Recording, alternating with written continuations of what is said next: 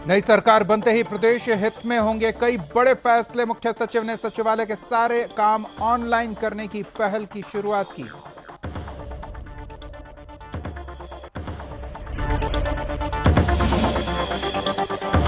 चारों धामों में गर्मी का सितम, बद्रीनाथ धाम हो चुका बर्फ विहीन, केदारनाथ परिसर से भी गायब हुई बर्फ।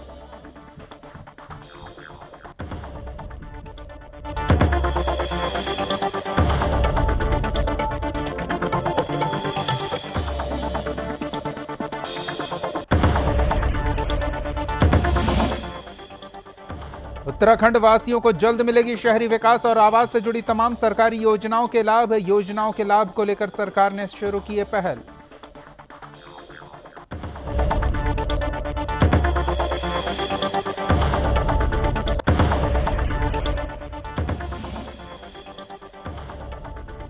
हरिद्वार में पुलिस को मिली बड़ी कामयाबी। वाहन जांच के दौरान पुलिस को 4 नशे तस्करों को गिरफ्तार करने में मिली कामयाबी। 970 ग्राम अवैध चरस भी बरामद।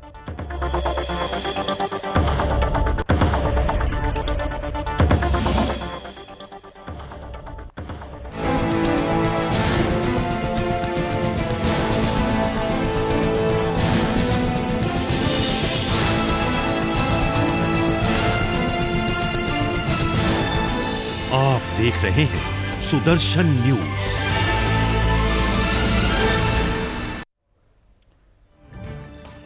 नमस्कार, आप देख रहे हैं सुदर्शन न्यूज और आपके साथ मैं हूं दीपक कुमार। नई सरकार बनते ही प्रदेश हित में कई बड़े फैसले लिए जा रहे हैं। जहां मंत्री एक्शन मोड में नजर आ रहे हैं, वहीं मुख्य सचिव ने भी सचिवालय के सारे काम को ऑनलाइन करने की पहल शुरू कर दी है।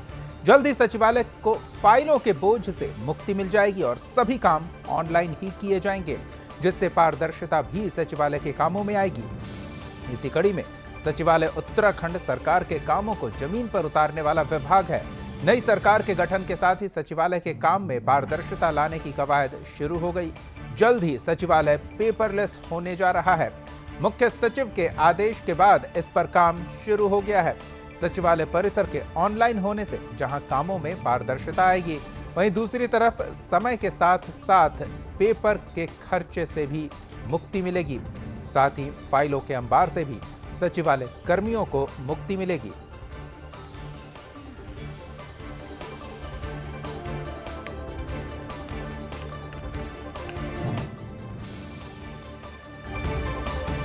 और इसमें फिर फाइल की गोपनीयता बनी रहेगी और त्वरित गति से कार्य होता है। पूरी पारदर्शिता है, निष्पक्षता है और कौन सी फाइल किसके पास कितने समय से लंबित है, कोई बहानेबाजी नहीं चल सकती है। हर एक आदमी इसमें ढंग से काम कर रहा है, सुचारू रूप से चल रहा है।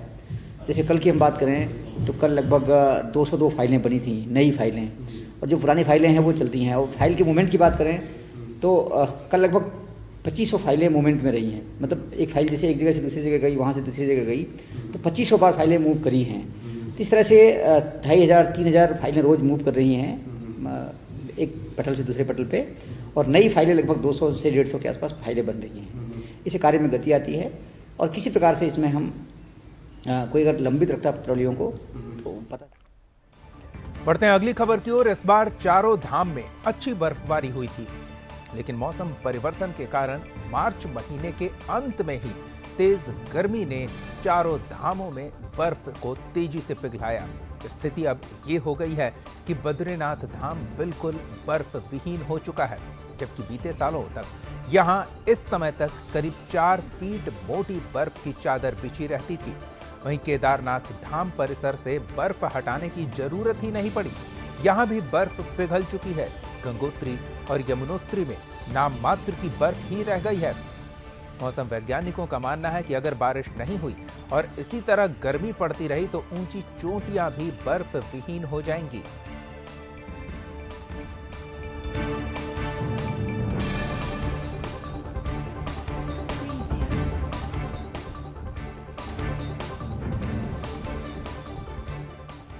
शहरी विकास और आवास से जुड़ी तमाम सरकारी योजनाओं का लाभ जल्द से जल्द उत्तराखंड वासियों को मिलेगा। योजनाओं का लाभ जन जन तक पहुंचे, इसके लिए सरकार ने कवायद तेज कर दी है। दरअसल शहरी विकास और आवास मंत्रालय की जिम्मेदारी संभालने के बाद पहली बार ऋषिकेश में कैबिनेट मंत्री प्रेमचंद अग्रवाल का बीजेपी कार्यकर्ताओं ने भव्य स्वागत किया। इस दौरान प्रेमचंद अग्रवाल ने दावा किया कि सरकार राज्य के अंतिम छोर पर खड़े प्रत्येक व्यक्ति को सरकारी योजना का लाभ देने के लिए संकल्पित है। ऋषिकेश क्षेत्र में भी उनके मंत्रालय से जुड़े सभी योजनाएं पहुंचे, इस पर उनका विशेष ध्यान रहेगा। बता दें कि प्रेमचंद अग्रवाल के स्वागत के दौरान कार्यकर्ताओं ने जमकर नारेबाजी की और उत्साहित कार्यकर्ताओं ने आतिशबाजी कर उनके आने की खुशी मनाई।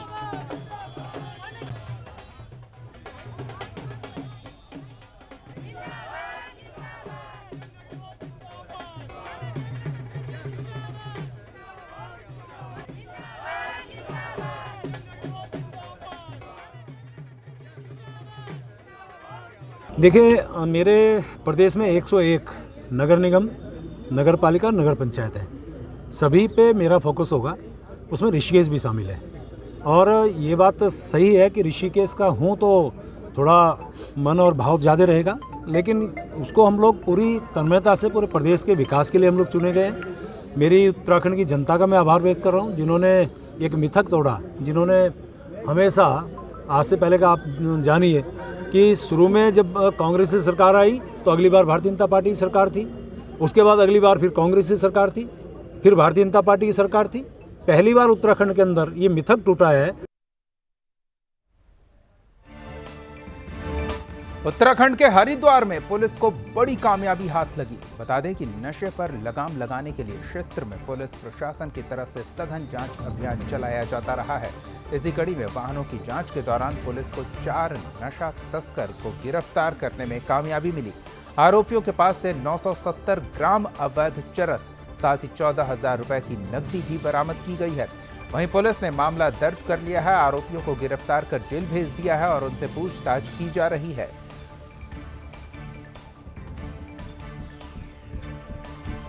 नशे के कारोबार पर नकेल कसने के लिए उत्तराखंड पुलिस लगातार प्रयासरत रही है और इसी कड़ी में हरिद्वार में भी नशे के कारोबारियों पर नकेल कसा जा रहा है। सघन जांच अभियान नियमित रूप से पुलिस चलाती रही है और इस बार उसे कामयाबी मिली जब 900 ग्राम से अधिक की हेरोइन और करीब 14,000 रुपए नगद भी इन 4 लड़कों के पास से बरामद किया गया है।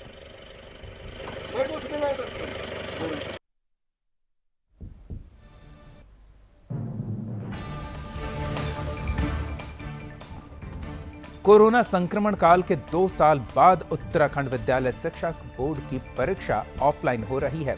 परीक्षा को लेकर छात्र छात्राओं में उत्साह है, साथ ही ऑफलाइन पढ़ाई देरी से होने के कारण वो मायूस भी हैं। बात करें विकास खंड की, जहां 4,804 छात्र छात्राएं विकासनगर ब्लॉक के 20 परीक्षा केंद्रों पर परीक्षा दे रही हैं। इनमें हाई स्कूल में 1201 छात्राएं, 1378 छात्र हैं, वहीं इंटर में 1111 छात्र हैं और 1114 छात्राएं हैं। परीक्षा केंद्र पर कोविड संक्रमण से बचाव को लेकर जारी नियमों का पालन कराते हुए परीक्षा का संचालन कराया जा रहा है। नकल ना हो, इसके लिए भी पूरी तैयारी की गई है। शिक्षा विभाग के ब्लॉक स्तरीय अधिकारी विकासनगर ब्लॉक के खंड शिक्षा अधिकारी वीपी सिंह परीक्षा केंद्रों पर नजर बनाए हुए हैं। खंड शिक्षा अधिकारी विकासनगर के अनुसार सुबह और शाम की दोनों पालियों में परीक्षा शांतिपूर्ण संपन्न हो रही है। किसी भी परीक्षा केंद्र में नकल की शिकायत सामने नहीं आई है। ये वाला नहीं, सर बहुत अच्छा।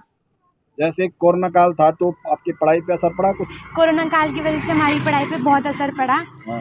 इस बार हमें लगा था कि थोड़ा आसान सा पेपर आएगा, पर पेपर उतना आसान नहीं था। अच्छा, कैसे था पेपर?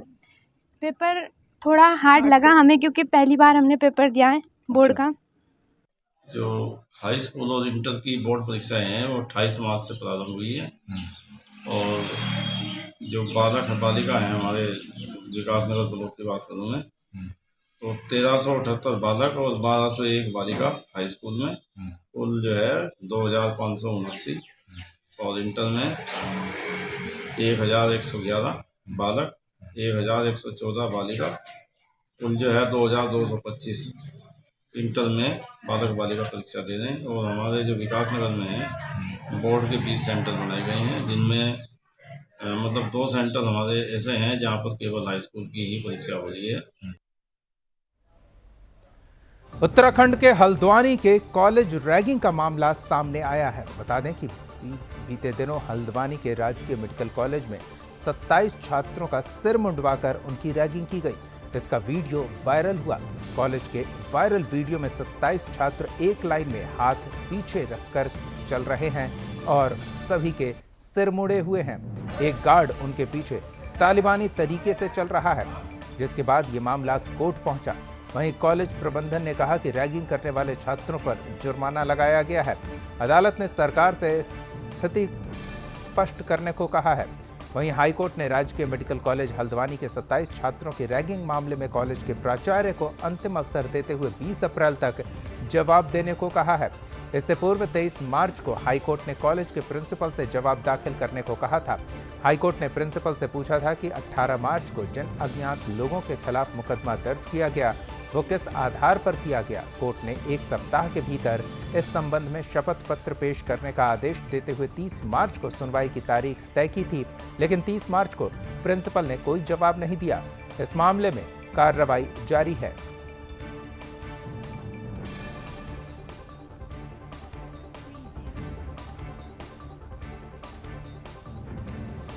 देहरादून में इस बार 4 धाम यात्रा में सीएनजी और इलेक्ट्रिक बसें भी संचालित की जाएंगी। बृहस्पतिवार को परिवहन मंत्री चंदन रामदास ने परिवहन विभाग की समीक्षा बैठक में ये निर्देश दिए।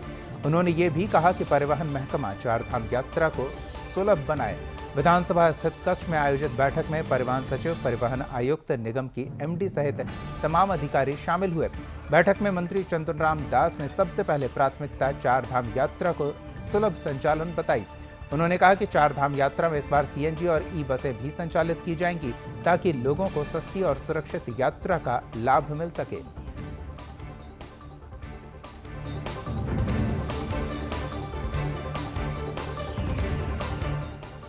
उत्तराखंड के लक्सर में बदमाशों ने ट्रैक्टर ट्रॉली चालक का अपहरण कर लिया। बता दें कि बदमाशों ने ट्रैक्टर ट्रॉली के चालक से मारपीट की और ट्रैक्टर की ट्रॉली छीनकर भाग गए। चालक का मोबाइल छीनकर भी उसे गन्ने के खेत में छोड़कर फरार हो गए। बताया जा रहा है कि चालक लक्सर में स्टोन क्रशर पर बजरी लेने गया था। तब तक कुछ अज्ञात बदमाशों ने ट्रैक्टर ट्रॉली छीनकर चालक का अपहरण कर लिया। वहीं चालक का मोबाइल छीनकर उसे गन्ने के खेत में छोड़कर फरार हो गए। ट्रैक्टर मालिक ने इस बाबत शिकायत थाने में दर्ज कराई है, जिसके बाद पुलिस तलाश में जुट गई है बदमाशों के।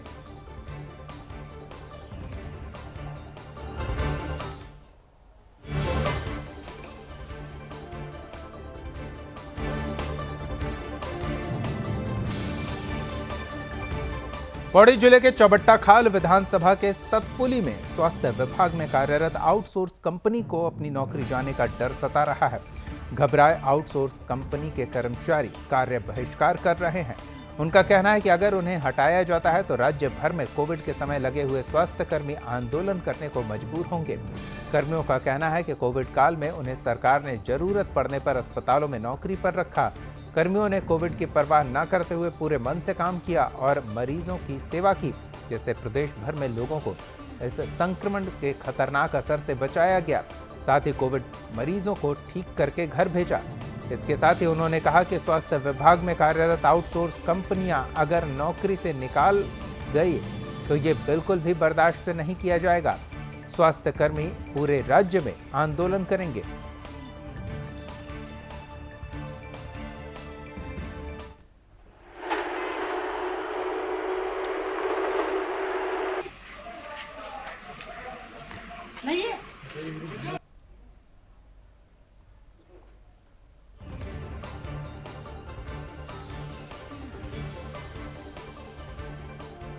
उत्तराखंड के पौड़ी में उस समय हड़कंप मच गया जब शहर के श्रीनगर रोड पर स्थित एक मकान की तीसरी मंजिल से 2 साल का बच्चा गिर गया। परिजनों और मौके पर मौजूद लोगों ने बच्चे को आनन फानन में अस्पताल पहुंचाया। बच्चे की गंभीर स्थिति को देखते हुए उसे हायर सेंटर के लिए रेफर कर दिया गया है। जिला चिकित्सालय के चिकित्सक डॉक्टर नासिर सैफी ने जानकारी देते हुए बताया कि काफी ऊंचाई से गिरने के कारण बच्चा अचेत हो गया था। बच्चे को जिला चिकित्सालय अस्पताल लाया गया। प्राथमिक उपचार और सीटी स्कैन के बाद बच्चे को लगी चोट की गंभीरता को देखते हुए उसे एम्स में भर्ती कराया गया है।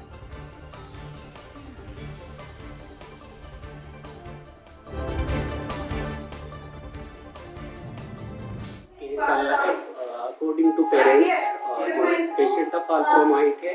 अकॉर्डिंग टू पेरेंट्स इनका जो है मोर देन 20 फीट की हाइट से बच्चा गिरा है। तो बच्चा हमारे पास में है, अनकॉन्शियस था उस टाइम पे। तो हमने उसको फर्स्ट एड दिया है अपने साइड से। हमारे पास में जो बेस्ट इन्वेस्टिगेशन थी उसमें हमने एक सीटी कराया है। सीटी में बच्चे को ब्लीडिंग है और टेम्पोरल बोन का फ्रैक्चर भी है।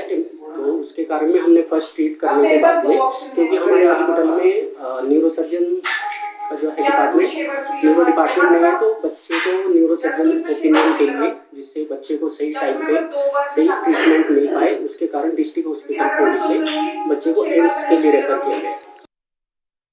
बढ़ते हैं अगली खबर की ओर। यमुनोत्री हाईवे पर चौड़ीकरण कार्य में मानकों को ताक पर रखकर अनियंत्रित पहाड़ कटान किया जा रहा है। इसके कारण यहां चारधाम यात्रा की राह में कई परेशानियां खड़ी हो रही हैं। पहले यहां कई जगहों पर डेंजर जोन नासूर बने हुए थे।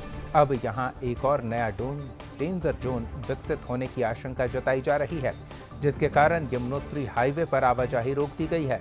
अनियंत्रित पहाड़ कटान से बढ़े खतरे के कारण यमुनोत्री हाईवे पर 2 अप्रैल से 12 अप्रैल तक आवाजाही बंद कर दी गई है।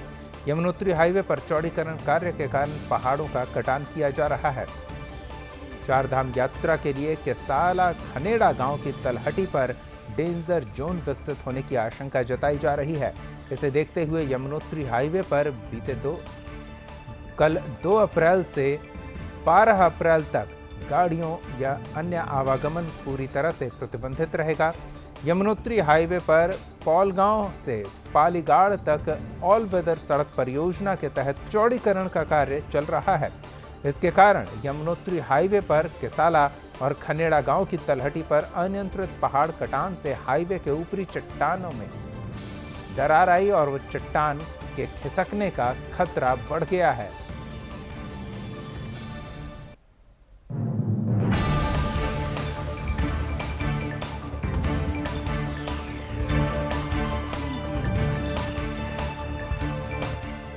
लालकुआं में बीजेपी के नैनीताल जिला अध्यक्ष प्रदीप बिष्ट ने धामी सरकार के लेखानुदान बजट की सराहना की। जिला अध्यक्ष प्रदीप बिष्ट ने कहा कि धामी सरकार ने बजट में हर वर्ग का ध्यान रखा है, साथ ही हर वर्ग को लाभ प्रदान करने का प्रयास किया गया है। उन्होंने कहा कि यहां बजट प्रदेश के विकास के लिए अग्रसर होगा। इतना ही नहीं, उन्होंने कहा कि पुष्कर सिंह धामी का युवा नेतृत्व प्रदेश को नई ऊंचाइयों तक ले जाएगा। करा है। मैं धन्यवाद देना चाहता हूं आदरणीय मुख्यमंत्री जी का, जो आपकी सोच थी, जो हमने 6 महीने के लिए देखी थी, अब वो परिलक्षित हो रही है। युवा तो बजट को लेकर सराहना हो रही है मुख्यमंत्री पुष्कर सिंह धामी की। बढ़ते हैं अगली खबर की ओर। बात करते हैं जनपद टिहरी गढ़वाल की, जहां देवप्रयाग विधानसभा के कीर्ति नगर वन क्षेत्र में एक 8 वर्षीय गुलदार की तड़प कर मौत हो गई। मामला जुयालगढ़ गांव का है। बता दें कि सुबह जब लोग अपने काम के लिए खेतों की तरफ जा रहे थे तो गुलदार दहाड़े मारता दिखा। गुलदार को देखते ही अन्य ग्रामीण भी मौके पर पहुंच गए। वहीं ग्रामीणों ने इसकी जानकारी वन विभाग को दी, लेकिन जब तक वन विभाग मौके पर पहुंचती तब तक गुलदार की मौत हो चुकी थी।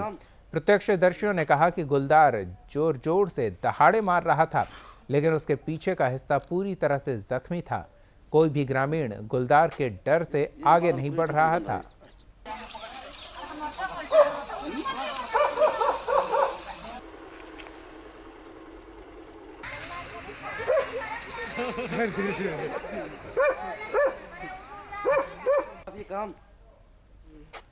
तो करीबन 7 बजे मेरे को फ़ोन आया, तो मैं साइड पे गया, वहाँ पे जहाँ पे हमारा पानी का स्रोत है, तब पानी भरते हैं। वहाँ पे पानी भरने के लिए गए तो वहाँ पे नीचे गुलदार मरा था। मेरे को फ़ोन भी आया, तो मैंने उसके बाद तुरंत जंगलात वालों को फ़ोन किया। फॉरेस्ट वाले भी आए, उन्होंने तुरंत उसका जो भी था उस टाइम जिंदा था, पर जब मेरी वो आए जंगलात वाले आए तो वो डेथ हो चुका था। जुयालगढ़ के प्रधान द्वारा सूचना दी गई, मोबाइल पर सूचना दी गई, जुयालगढ़ के पास एक गुलदार मृत पड़ा है। तो मेरा स्टाफ और मैं मौके पर गए। मौके पर जाकर हमने देखा, उसका निरीक्षण किया तो पाया कि वो मृत्यु थी।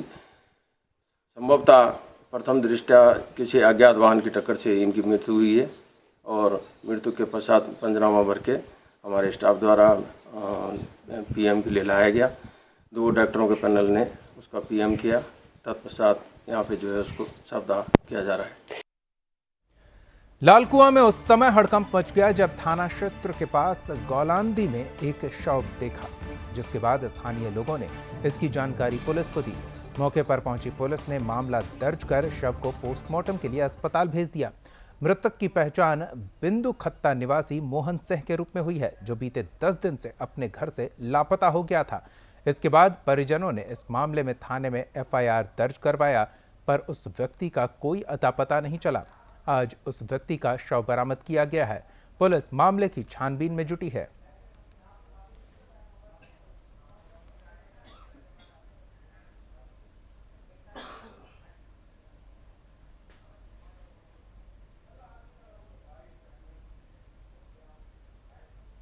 लालकुआं रामपुर रेलखंड पर विद्युतीकरण लाइन के लक्ष्य को पूरा करते हुए रेल संरक्षा आयुक्त पूर्वोत्तर परिमंडल मोहम्मद लतीफ खान ने मंडल रेल प्रबंधक आशुतोष पंत के साथ इज्जत नगर मंडल के नवविद्युतीकृत रामपुर लालकुआं रेलखंड का विशेष निरीक्षण किया।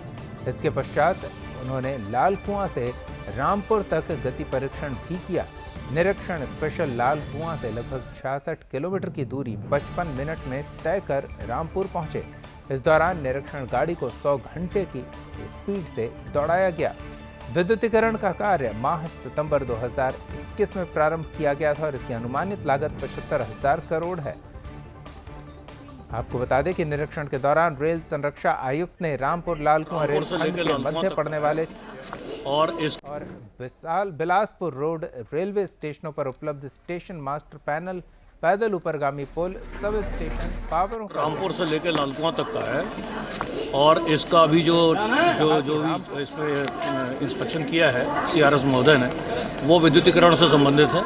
अभी तक उन्होंने सारी अलग अलग जगह पे जो है स्टेशनों पे, लेवल क्रॉसिंग पे और भी जो हमारे छोटे छोटे इंस्टॉलेशंस होते हैं, गैंग वगैरह, सब जो विद्युतीकरण से जो भी संबंधित है उसका जो है उन्होंने निरीक्षण किया है। और अब जो हम लोग जो वापस इसमें यहाँ से लेके लालकुआं से लेके रामपुर तक स्पीड ट्रायल करेंगे।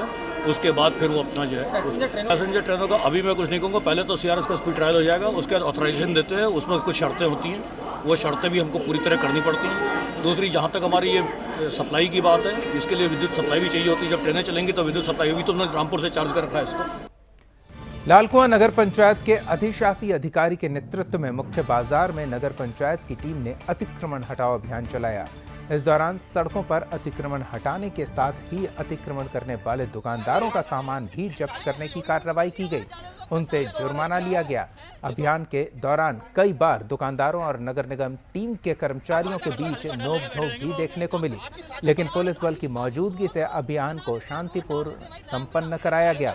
बता दें कि नगर के दुकानदारों ने अपने दुकानों के आगे अवैध रूप से सड़कों पर कब्जा करके सामान फैला रखा है।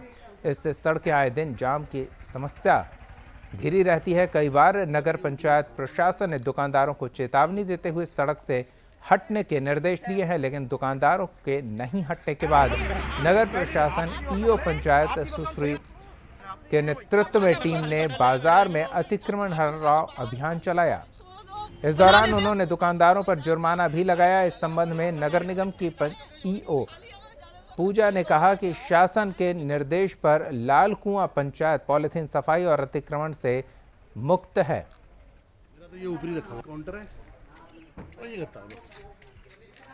देखिए, जहाँ तक अतिक्रमण अभियान की बात है तो ये सभी जगह चल रहा है। पूरे उत्तराखंड में इस समय अतिक्रमण अभियान चल रहा है। साथ ही में पॉलिथीन उन्मूलन और गंदगी पे भी, एंटी लिटरिंग में भी चालान काटे जा रहे हैं। और हमारे द्वारा भी समय समय पर नगर पंचायत लालकुआं द्वारा भी अभियान चलाया गया है शासन प्रशासन के सहयोग के द्वारा। और आज जैसे कि हम लोगों ने इस अभियान की शुरुआत की थी थाने चौराहे से, और कुछ व्यापारियों को विरोध था और ये स्वाभाविक भी है, क्योंकि व्यापारी जो है अचानक से किसी की भी टेंडेंसी जो है चेंज नहीं हो सकती, उसे परिवर्तन लाना पड़ेगा। और चूँकि अभी इस दौरान शहर में जो है अतिक्रमण की स्थिति थोड़ा सा काफ़ी बढ़ चुकी थी, तो उसको कंट्रोल करने के लिए हम लोगों ने अभियान चला रहे हैं। युवा मुख्यमंत्री, कर्मठ मुख्यमंत्री आदरणीय पुष्कर धामी जी का जो वो बजट लेकर आए हैं, यह बजट उत्तराखंड के विकास में एक मील का पत्थर साबित होगा। इस बजट में जहां शिक्षा का विशेष स्थान रखा गया है, हम लोग बार बार कहते हैं शिक्षा और स्वास्थ्य ऐसी व्यवस्थाएं हैं जो उत्तराखंड में ठीक करने की आवश्यकता है, और मुख्यमंत्री जी ने सबसे ज़्यादा फोकस इसी पर।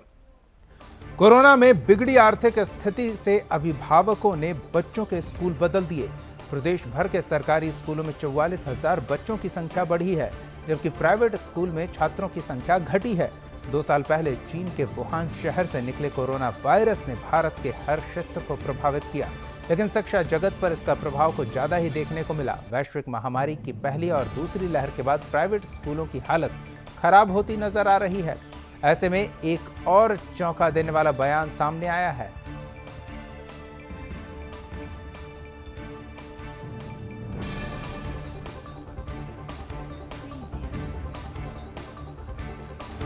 तो बच्चे फिर से स्कूल लौटने को बेताब हैं और स्कूल भी बच्चों के लिए तैयार है। खास बात यह है कि अब प्राइवेट स्कूल को लेकर वैसा क्रेज नहीं है, बल्कि सरकारी स्कूल में बच्चों की संख्या बढ़ रही है।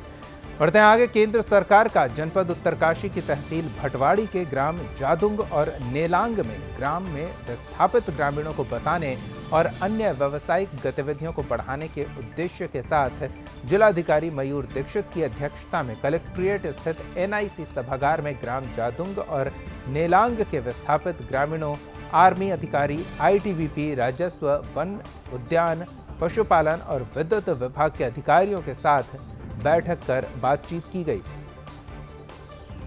बैठक में ग्राम जादुंग और नेलांग में से विस्थापितों को फिर से बचाए जाने को लेकर विस्तृत चर्चा हुई। बैठक में विस्थापित ग्रामीणों की तरफ से ग्राम जादुंग और नेलांग में फिर से बसने और खेती और अन्य व्यवसाय शुरू करने की काफी ललक है।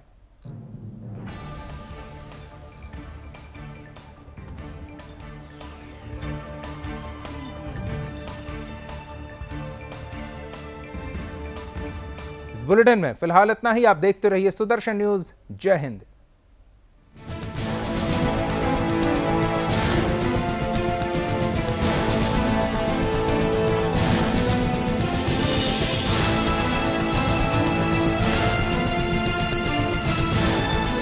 आप देख रहे हैं सुदर्शन न्यूज।